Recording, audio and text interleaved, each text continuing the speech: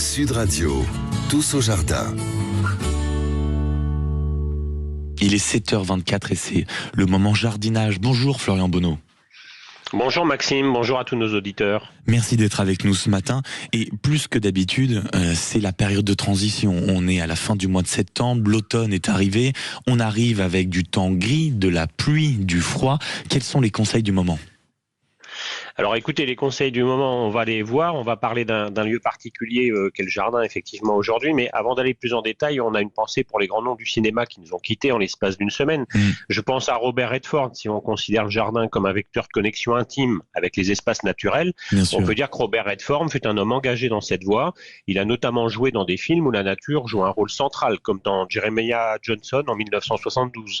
Et puis il y a aussi Claudia Cardinal cette semaine, à qui nous pensons, qui a participé entre autres en 2018 à l'inauguration d'un lieu éphémère végétal appelé le jardin de Joy sur la terrasse de l'hôtel Barrière à Paris. Oui, c'est vrai. Et ce jardin urbain, conçu comme un havre de paix en pleine ville, célébrait la nature et l'art de vivre ou encore son jardin. Et tous ces deux acteurs, ces deux-là, étaient des défenseurs de l'environnement. Ils nous montrent ainsi que le jardin est un refuge de contemplation dans lequel nous sommes en lien avec le vivant.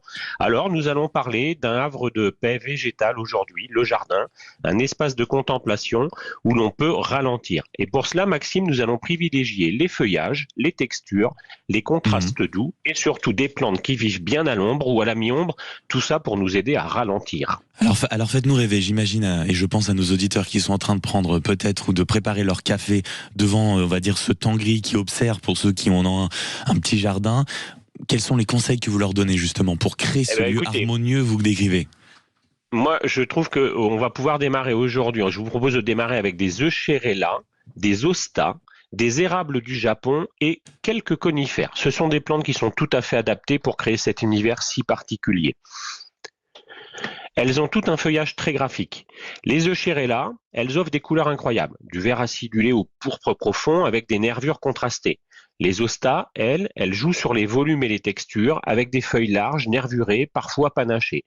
Et puis l'érable du Japon, c'est la pièce maîtresse. Son feuillage finement découpé qui flamboie à l'automne, il capte la lumière comme aucun autre. Et vous en trouverez des grandes tailles comme de petites tailles et même des pores retombants.